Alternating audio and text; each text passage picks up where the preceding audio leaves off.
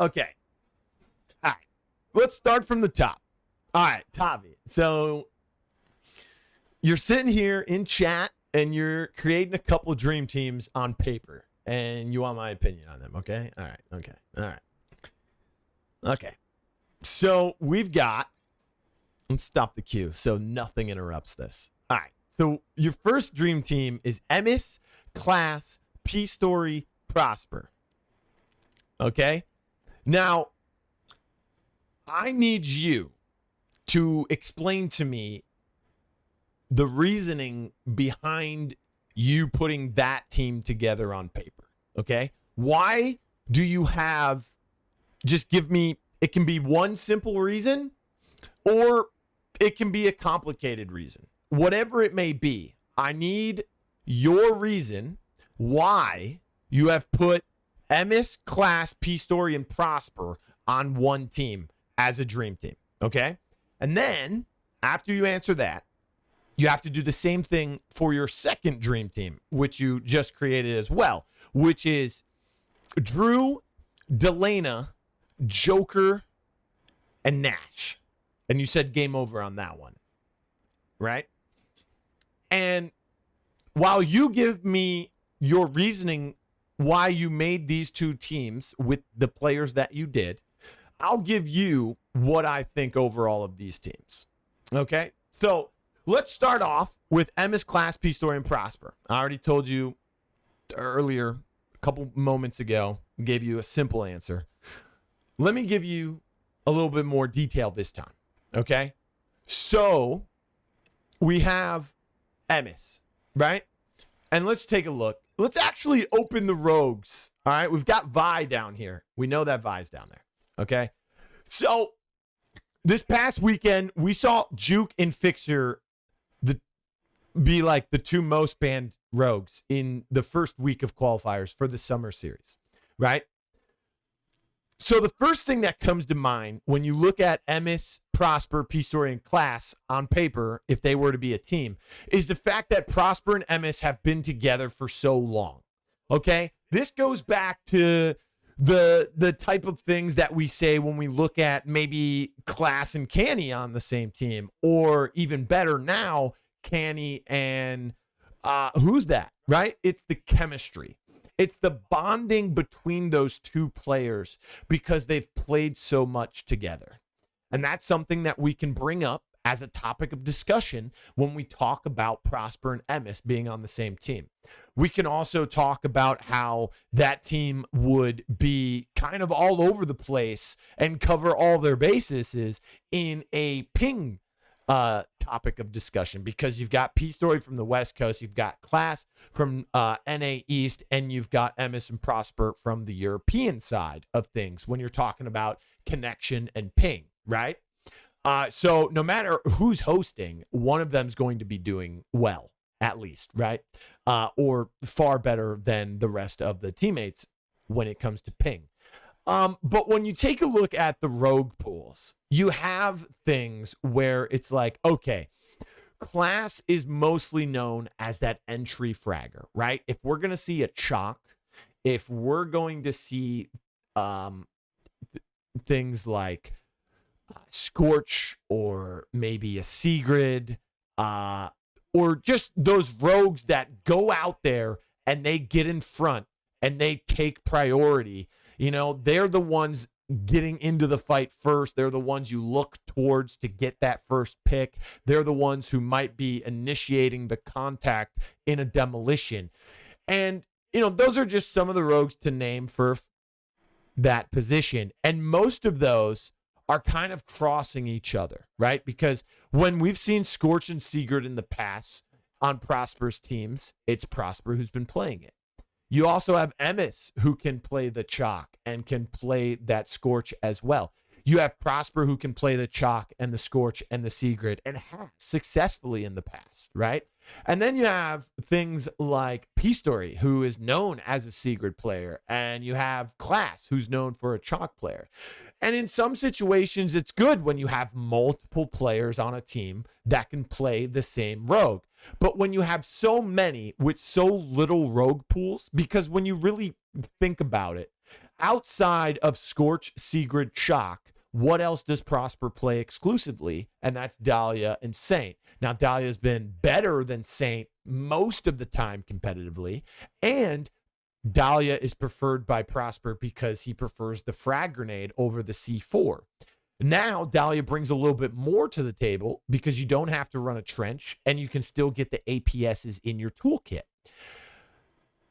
So when you think about that, that crosses off Class large in part because we see them on Chalk so much, and then they can flex to that Scorch. Now you say, okay, well, Class can play things like Talon very effectively in the comp scene. We've seen Prosper play that as well. So again, if you, especially with the draft coming into play, if you do not get Dahlia or Saint, are you going to want the Talon? Are you going to want the Scorch? Are you going to want the Sigrid? Are you going to want the Chalk?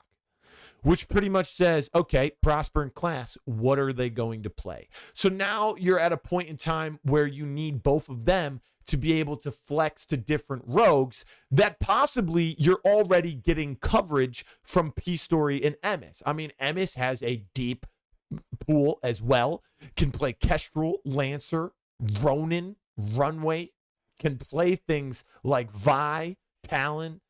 The only other rogue that is still on the board that Prosper can play that no one else plays in that lineup exclusively is Switchblade, which isn't the greatest in the current meta, especially for Demolition. Can still be useful, yes, but isn't the greatest, right? So when you talk about these teams, I think you want a fine tune of players that complement each other in chemistry, in play style, in rogue pool depth, but don't clash too much. And I think with P-Story, Prosper, and Class, I think that they just clash with each other way too much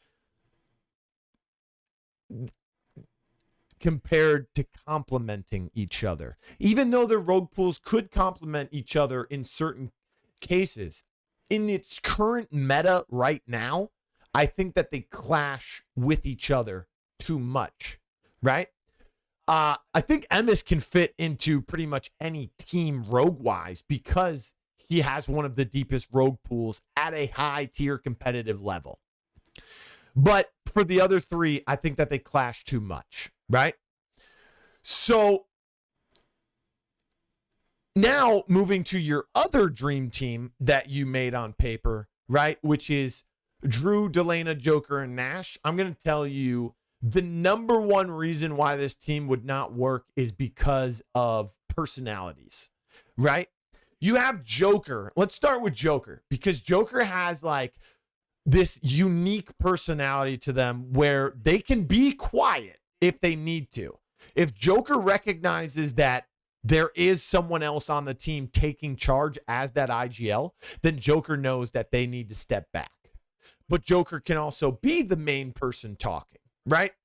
I think the problem with IGLing and with comms when it comes to Joker is that when they start to lose or like things aren't working out and the strategies are not coming through successfully, I think that is when Joker starts to think to themselves, I don't know what to do because nothing is working successfully right now in the game. Or the other team is just adjusting better. And I think that's where Joker lacks when it comes to IGL or to comms and to personality, right? On the other hand, you've got Drew, who is still a very young individual, right? They were 15, now they're 16. They've only been playing for about a year and a half at this level. Now, he has grinded through the gauntlet to get to the top and to be a top 10 player in the scene. That is no doubt, right? But the problem is that he still has a lot of immaturity, which is also another thing that Delana brings to the table. Delana, again, a top 10 player, a champion, knows what it takes to win, right? Has been in the first place scenario, the second place scenario, and has a lot of accolades to their name. But that immaturity is something that could get in the way, right? And you can see it during the gameplay sometimes. Now, they've cleaned this up a little bit, but you can see where Delana kind of wants to toy with his enemies, play with his food, for lack of better words, right? And sometimes you can hear his teammates saying, stop, don't do that. Just play the objective or just do what you need to do to win. But we all know when Delana gets that big old smile on their face that they want to have some fun, right? And that could be a problem. And we've seen what happens when Drew gets kind of full of themselves, right? So when you have that type of immaturity and then you have Nash, who is a little bit older, has a little bit more maturity, and wants to take things a little bit more seriously a lot more often, that's when you start to see those personalities clash. And that is what I think the biggest drawback would be for that team. Also, you would have, Delana and Drew, they have that rivalry with each other. I wouldn't want to ruin that by putting them on the same team. And I think putting them on the same team, they would keep that rivalry going secretly, within their own minds, and they would try to outdo each other. And if you've watched any movies where teammates try to outdo each other, it doesn't bode well for themselves, and the team overall. So that's what I think about those two rosters that you put down on paper as dream teams. When it comes to rogue pools for that team, with Nash, Joker, Delana, and Drew, I think that they can flex very well. Delana has a great rogue depth pool. His pool is pretty deep. Drew's is getting deeper by the moment. I think Nash likes playing that anchor role in the back line. Not anchor, but that backline role. And I think that Joker can complement other players like that as well. But really, it all comes down to, would the team work overall outside of, okay, what rogues are they going to play? And really, I don't think that team would work out. So while I was explaining all that, you gave me your explanation of why you put those teams together. So let's go through this. Emis has great aim. Okay, well, all 8 of those players have great aim and is always good in 2v1 situations. Okay, everyone has their pop-off moments. Out of all those players, they've all have great aim out of all 8 of those players that you listed, and all 8 of them have that potential of those 2v1 situations. Hell, they all have 1v4 situations in their past at some point in time, and they have that potential. They have that skill. And you would want watching your back, right? So you'd want MS watching your back. Okay, and giving you advice in-game and sticking to that game plan. P-Story is just guns out, like he will go for it every time. Well, that's kind of like Class as well, and make crazy plays happen. Again, they can all make crazy plays. Class is crazy good on chalk, hands down. Okay, well, we cover all of that basis already. Wait, are Prosper and Class on the same team? Dream teams. Yeah, Cushy. These are just, Tavi was giving me his dream teams. I'm giving my opinions on it. That's it. Let's see. And for my second dream team, Delana, just his name alone scares people. I'm not scared of him, but I also don't play competitively. And slows the whole game down. You know what I mean? Yeah, I do. He can slow the game down, but Delana can kind of speed it up as well. He has that versatility to his toolkit. And Drew on the runway is scary. I think runway is starting to sneak back into the meta just because you can't have mirrored comps anymore. Or the fixer. Okay. Delana can also play the fixer as well. Nash is just a genius playing Rogue Company. Well, genius is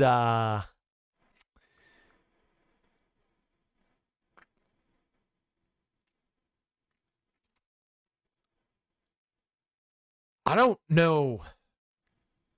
He has a high IQ. Wouldn't call him a genius. Genius is win. And Nash hasn't won a championship yet.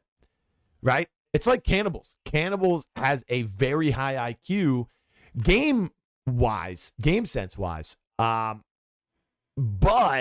still hasn't won a championship. Right? And I think the only thing holding them back from winning championships have been like some bad luck, I think, is what it is. Because they both have built really good teams that have been in contention to win championships.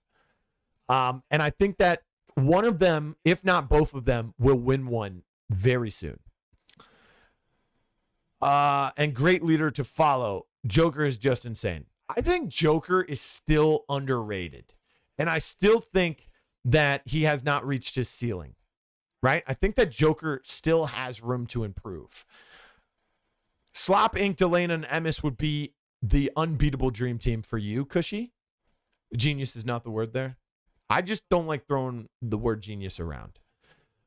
Slop, Inc., Delana, and Emis. Well, Slop, Inc., and Emis are on the same team right now. And I think that they're better off with Prosper than with Delana because the other three are not as good on the support character. Like, yeah, you could throw Emis on Seeker, and that's technically support. You can put Slop on Runway, which is technically support. But I think when you include the fact that you're getting Prosper to play the Dahlia, to play the Saint, to play the Secret in a support role as well, I think that's just better value for the rest of that team. And literally the only reason why you would throw Delana in there is because Delana has won so many championships, right? And is at that top tier of best players of all time. But yeah, Slop would be the anchor. Yeah, see, that's what I'm saying. Slop plays that anchor role very well, which is why you can slop Prosper in as that support role, because now you don't need anyone else to play that support. The other three are too strong for any team to deal with. Yeah, I mean, if you just want to go with the overbearing game strategy, then yeah, that would probably work. But yeah, that's pretty much it. So we'll see you on the next one.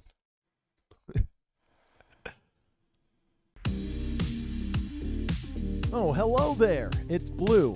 I'm a terrible dancer, so ignore that version of me on the screen and listen to my voice when I say thank you for watching my video. I hope you enjoyed it. Make sure you like, share, subscribe, and of course, click on another video of mine. I heard you'll like those over there. They're pretty good.